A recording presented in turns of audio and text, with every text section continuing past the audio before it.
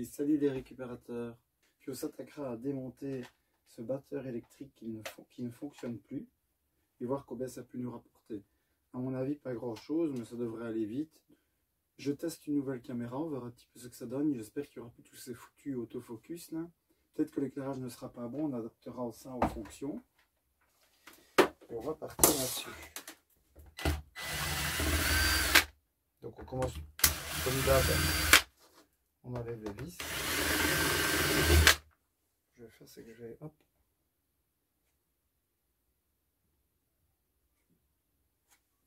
Relancer le chrono.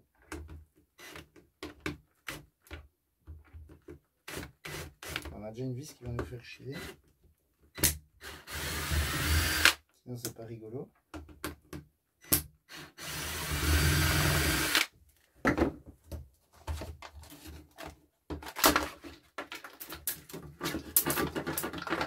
Ici c'est vraiment un vieil appareil. On voit déjà du cuivre, ça fait plaisir. Je pense pas qu'à l'époque ils s'amusaient à remplacer le cuivre par de l'aluminium. Donc on n'aura déjà pas cette surprise là. Je vous laisse deviner ceux qui regardaient la première vidéo. Merde, je ne l'ai pas. Je n'ai pas mon bac de plastique rigide. Hop, on va se dépanner avec celui-ci. Parce qu'on n'en a quand même pas beaucoup.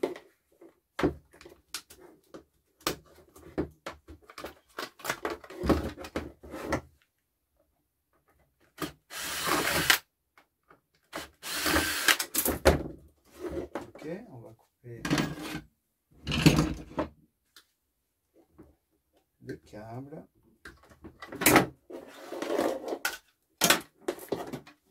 Couper la fiche. On aura déjà notre câble électrique ici.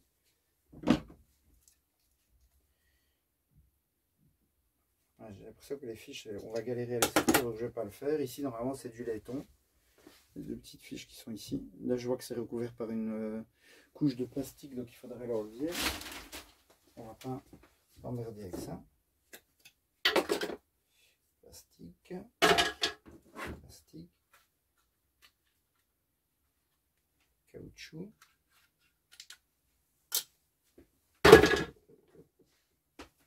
Voilà qui est fait. On va s'amuser à couper tout ça.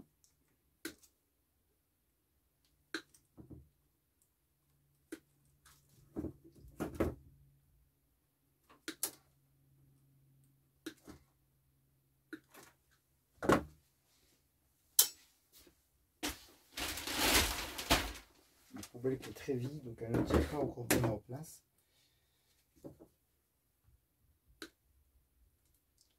On a été vidé il y a peu.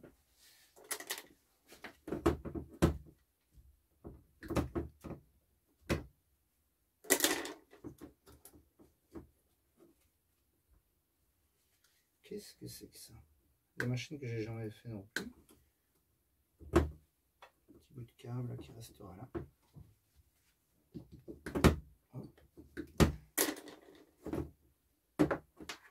Alors, comment est-ce qu'on peut accéder au moteur? On a des petits charbons ici. Ok. Quelques vis là.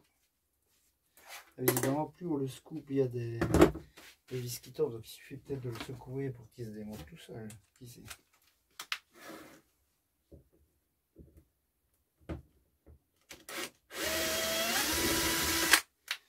C'est super bien fait. La deuxième, on n'accède pas parce qu'il y a un petit morceau de plastique qui nous ennuie. Ça, c'est vrai. Petite barre de fer ici. Ouais. Ferraille dans le bac à ferraille. Et je ne vois pas comment est-ce qu'ils ont été clipsés le petit moteur dedans. C'est assez frustrant. Il reste que c'est peut-être bien juste la tige de fer ici qui le tient. Ça paraît très bizarre, mais...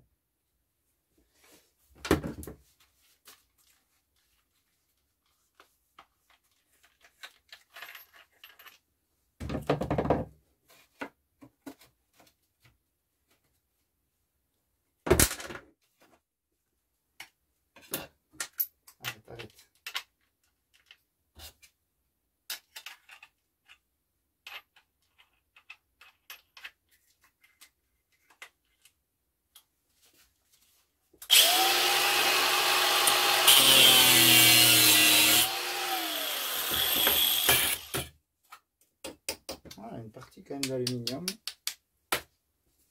Donc là on a la ferraille.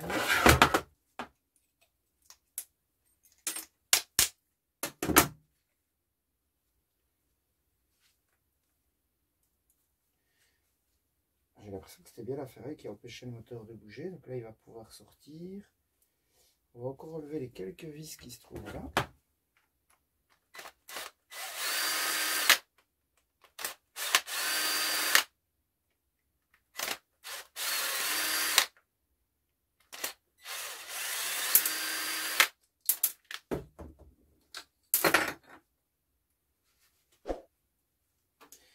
Voilà, ça a l'air de vouloir venir.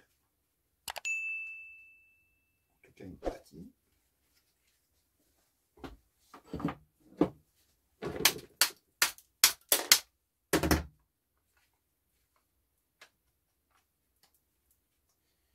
Il est encore tenu ici.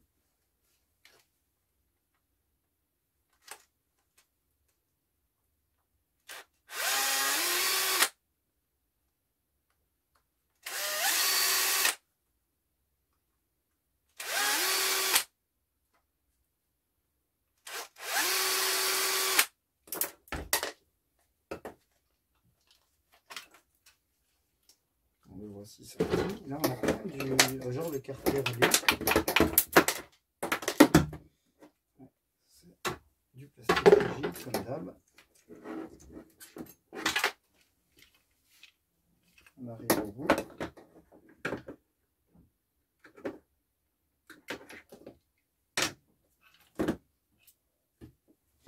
La partie moteur que je ne démonte pas, c'est trop de boulot, ça me prend beaucoup de temps.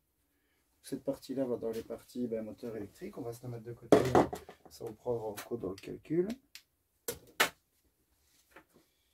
Ok, plastique. Tout ce qui est petite visserie, on ne pèsera pas bien sûr. Du caoutchouc, ferraille.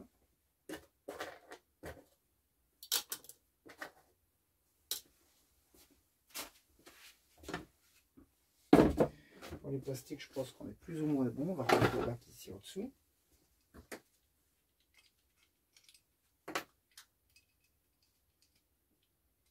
Il n'y a plus qu'à voir un petit peu où on en est dans le nettoyage du carter à lui. On a un petit peu de laiton ici.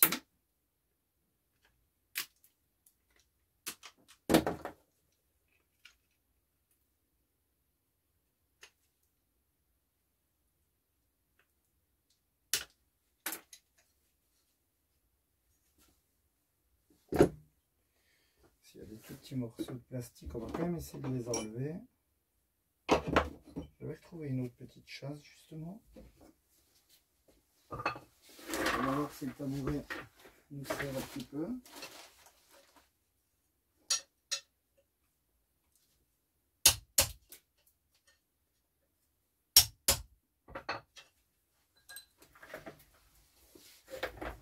C'est parfait.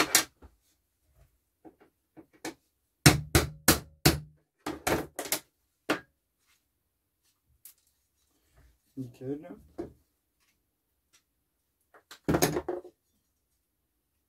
Voilà, nous on doit avoir notre alu qui est fini de nettoyer. Il reste une petite pièce ici en plastique.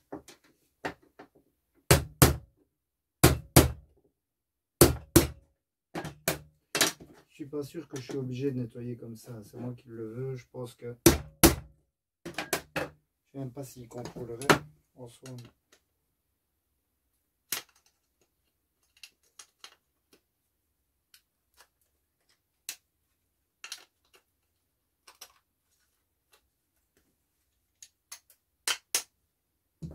Et bien voilà.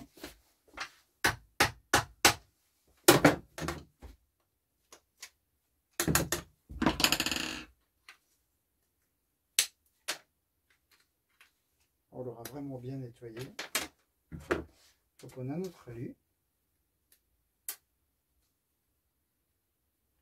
S'il y a des toutes petites parties de laiton, je vais quand même vous montrer.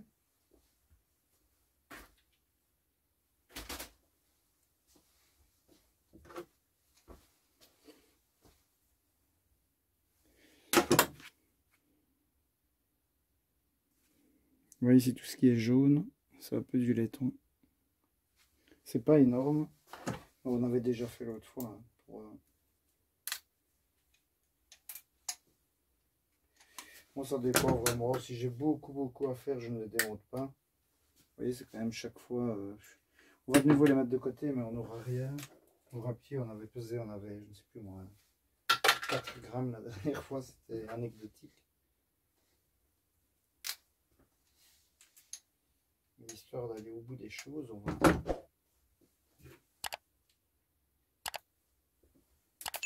quand même le faire. Dans les raccords comme ça, nous on appelle ça des sucres par ici. Ouais. Ça aussi, les 2 petites barrettes dedans, c'est souvent du laiton. Donc ça c'est pareil, quand on a envie on le fait, sinon on laisse tomber. Il suffit de dévisser la vis à fond. Et normalement, en théorie bien sûr, la petite barrette intérieure tombe. Mais c'est de la théorie.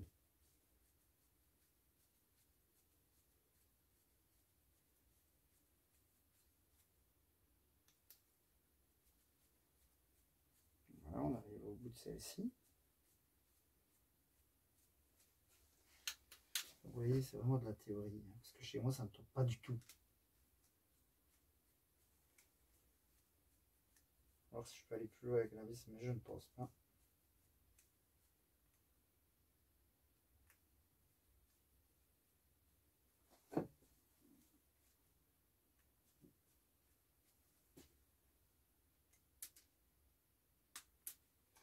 Moi, je n'ai pas la chance parce que ça tombe tout seul. Là. Donc, on peut essayer peut-être avec une petite chasse, mais à mon avis, quoique.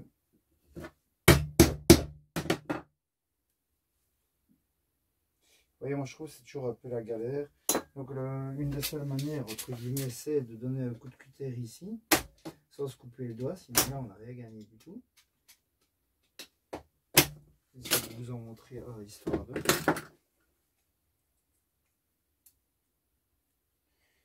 Voilà, on y arrive.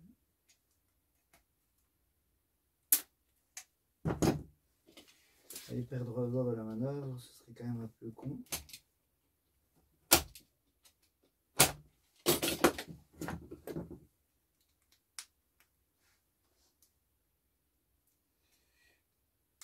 Et moi, en tout cas, je ne les ai jamais eus facilement. Vous voyez, c'est ces 2 petites pièces-ci.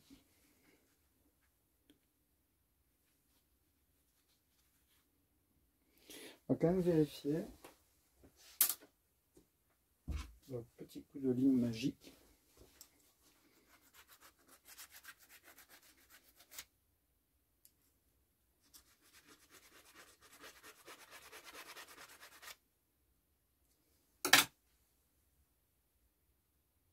C'est bien du laiton. Je ne sais pas si vous pourrez le voir là.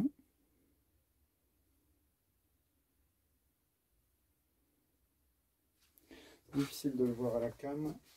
Donc avec le laiton, on a notre minuscule moteur. Celui-là, il est vraiment petit. Teste, voir si c'est du cuivre. Ça, on a la couleur. Il faut pas vraiment se fier à ça. Et oui, une fois qu'on a gratté, on peut en avoir le cœur net.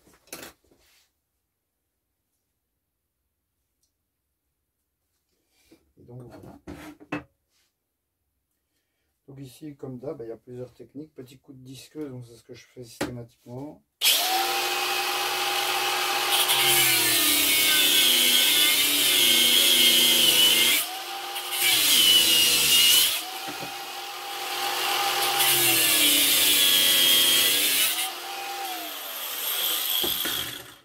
Si on voit des étincelles, c'est parce que je suis contre la ferraille. Le cuivre, lui, ne fait pas d'étincelles. Du coup, on se retrouve avec, là on voit bien vraiment notre beau cuivre. On n'aura plus qu'à enlever la petite bande ici. On va faire pareil avec l'autre côté.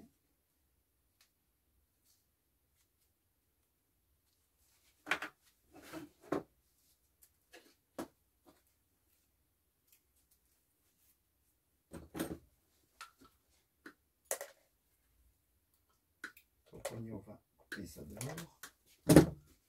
Ça, on dirait que c'est peut-être bien du laiton aussi, la petite barrette. Ah, quoique, non. On avait dit. Rebelote.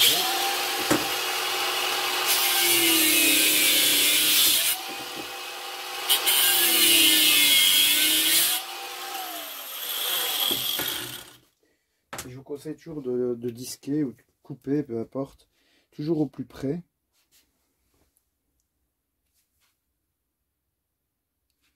Comme ça, quand vous allez utiliser votre chasse, vous aurez plus facile que s'il dépasse des petits morceaux comme ceci, il risque de s'écraser le multibras. Ça va être une saloperie après à récupérer. Donc, petite barrette de métal, on prend notre petite chasse. Quand tu perds ta boulette, on va tourner un petit peu ceci déjà. Ici, on va le coincer dans les taux, plus ou moins, sans trop le serrer. Et on n'a plus qu'à taper. De cette manière-là, ça fonctionne assez bien. On n'a plus qu'à récupérer notre précieux cuir. Donc on a un petit peu de ferraille. On ne pèsera pas parce que je crois que c'est 17 cents la ferraille. 2 kilos. On n'aura même pas 1 kilo, donc on ne va pas s'ennuyer à peser ça. On va commencer avec l'alu, carter alu. On a 70 grammes. Alors en câble électrique, écoutez, on va mettre tout pour être au plus, sachant que c'est un petit appareil. On va coter 50 grammes. En moteur électrique, 240 grammes. Le cuivre, 65 grammes. Ami récupérateur, c'est le début de la fortune. Je suis en train de me dire que je ne vais pas retourner travailler à mon boulot. Nous avons gagné sur ce petit batteur électrique 90 cents. Je ne sais pas si vous vous rendez compte, c'est incroyable. Non, plus sérieusement, la vidéo a duré un moment parce qu'on a fait tout en détail. Mais si vous enchaînez sans trop chipoter à retirer les petites plaquettes de laiton, parce que le laiton, clairement, il m'a rien rapporté ici. Mais voilà, ici on a eu 7 grammes, 7 grammes plus 7 grammes plus 7 grammes, fait qu'à un moment la casserole est pleine et ça vous rapporte, mais ça prend du temps. Donc si vous voulez pas chipoter, vous faites que le nécessaire et il y a moyen que ça aille très vite. Ce qu'on fera à mon avis, comme avec celle-ci, puisqu'on a déjà fait une débroussailleuse, enfin un coupe-bordure, pardon, ce qu'on fera, celle-là, on essaiera de la faire, mais je n'expliquerai plus. On a déjà un tuto plus ou moins complet sur la chaîne qui nous dit combien ça peut nous rapporter. Celle-là, on essaiera de la faire sans trop chipoter. Et on verra un petit peu, par exemple, si sur 15 minutes elle est faite de mémoire, je ne sais plus combien le premier nous avait rapporté, on verra un petit peu si ça peut devenir rentable, non, mais plus intéressant en tout cas. Donc ici 90 cents. Je vais aller me faire un petit café et je pense que je les aurai dépensés. Et voilà, c'est comme ça. C'est le jeu, moi ça me fait plaisir, je m'amuse comme un petit fou. Et j'espère que vous aussi du coup. N'hésitez pas à mettre un petit like, un petit commentaire, vous abonner bien sûr. Et on se retrouve bientôt, peut-être pour la débroussailleuse. Qu'est-ce que j'ai récupéré d'autre? Un micro-ondes qu'on va faire bientôt. Ça, il y a moyen quand même de gagner un petit peu aussi dessus, on verra. Question temps, rendement. En tout cas, merci pour tout. Et moi, je vous dis bonne soirée, bonne journée. À bientôt. Ciao, ciao.